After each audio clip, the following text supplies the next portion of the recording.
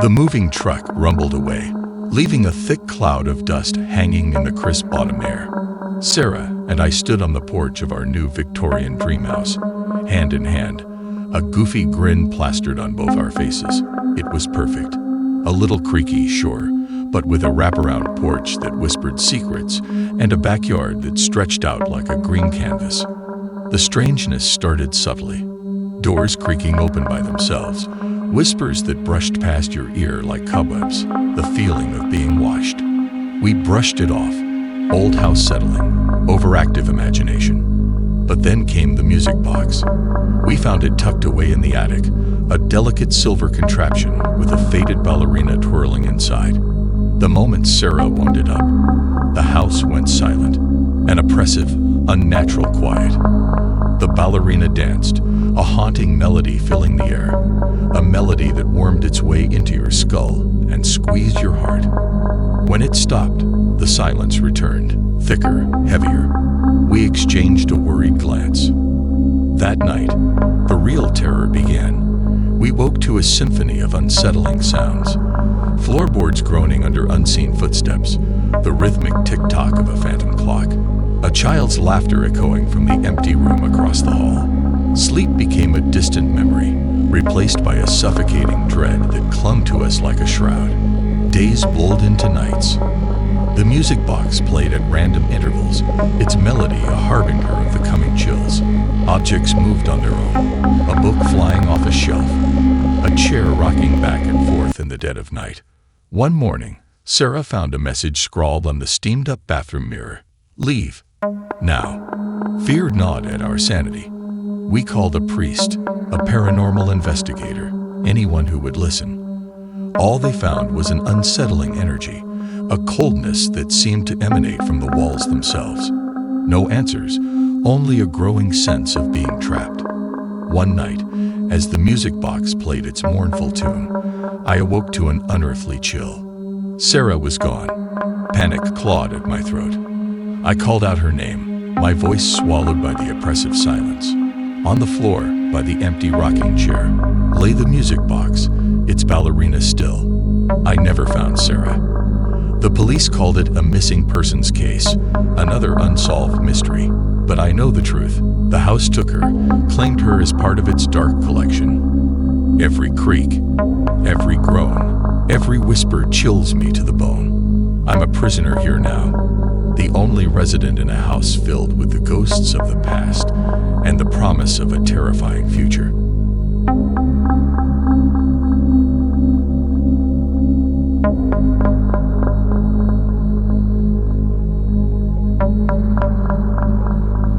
The realtor, Mildred, gave me a smile that wouldn't win any Miss Congeniality awards, but the price on the Victorian was too good to pass up. Cracks snaked across the facade like ancient lightning, and the peeling paint whispered neglect, but for a struggling writer like me, it was a steal. The first night, the floorboard serenaded me with a symphony of creaks as I settled into the dusty armchair. A floorboard groaned under a non-existent footstep, making me jump.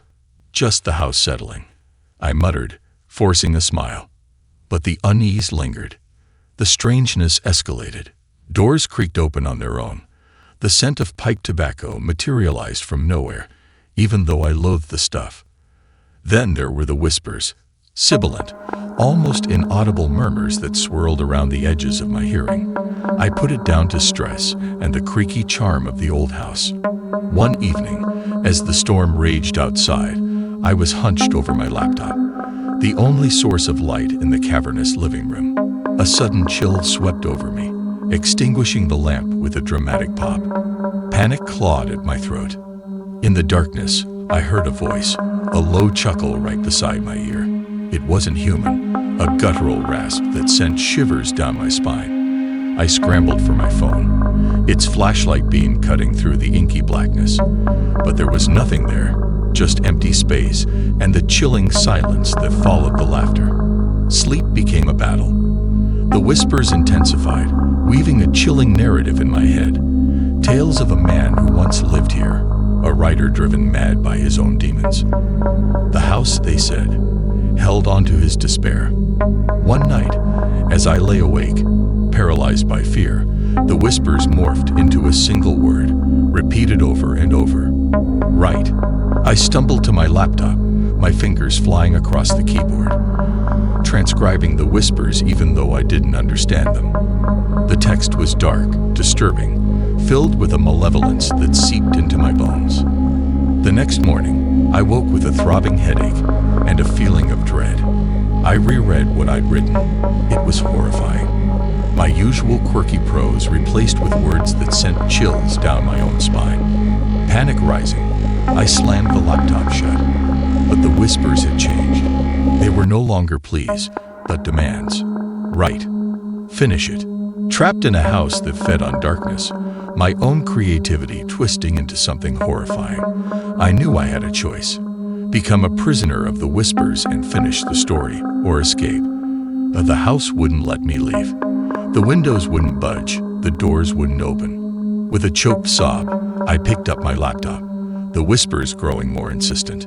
As I typed, the room grew colder, the air thick with unseen menace. Tears blurred my vision as I realized the story was about a writer trapped in a haunted house, forced to write by an unseen entity. The last sentence echoed with chilling finality. He became part of the house, another whisper in the dark. A hand clamped down on my shoulder. My scream died in my throat as I saw the skeletal figure, its eyes burning with an unholy light. He looked down at the finished story, then at me, a chilling smile twisting his lips. "Welcome, brother," he rasped, his voice a cold echo of the whispers. The house had its new writer, and the story would never end.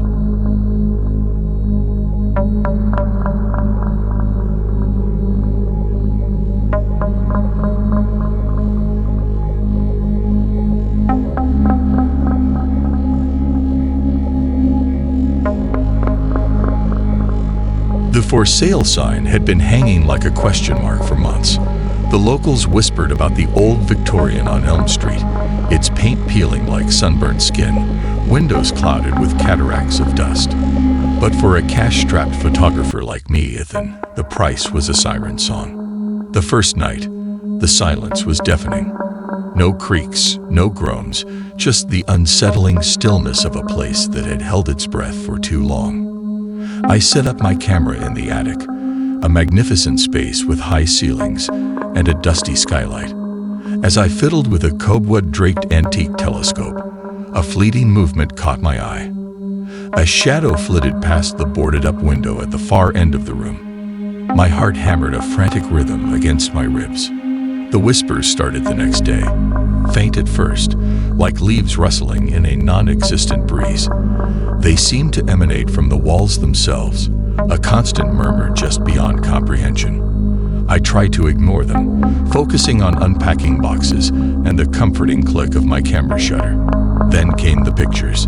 Blurry figures in the background, faces obscured by shadow. I chalked it up to malfunction, dust motes on the lens. But the whispers grew stronger, forming words. Please, help us. Remember us. One night, fueled by a morbid curiosity, I pried open the boarded-up window. A rush of cold air slammed into me, carrying the scent of something ancient and decayed. Below, a tangled mess of overgrown rose bushes choked a crumbling brick patio. As I leaned out, a glint of metal caught my eye. Half buried in the dirt was a tarnished locket. The inscription on the locket sent a jolt through me. The Elm Street 5, 1918. Research led me to a chilling newspaper article.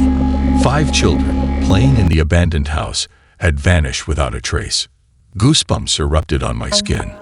Were the whispers their voices? The house started playing tricks on my light. Shadows danced in the corners.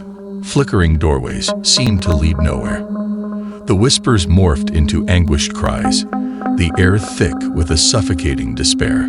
Sleep became a distant memory, replaced by a bone-deep terror. One morning, the whispers stopped.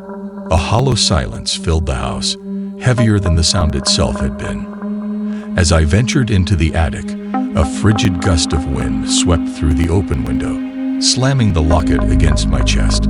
It fell open, revealing faded portraits. 5 smiling children, their eyes filled with an eerie familiarity. Panic surged through me. I realized with horrifying certainty that the house wasn't haunted, it was a tomb. The whispers weren't pleas for help. They were a desperate attempt to keep me from discovering their fate. As the cold intensified, I understood. The house wouldn't let me leave.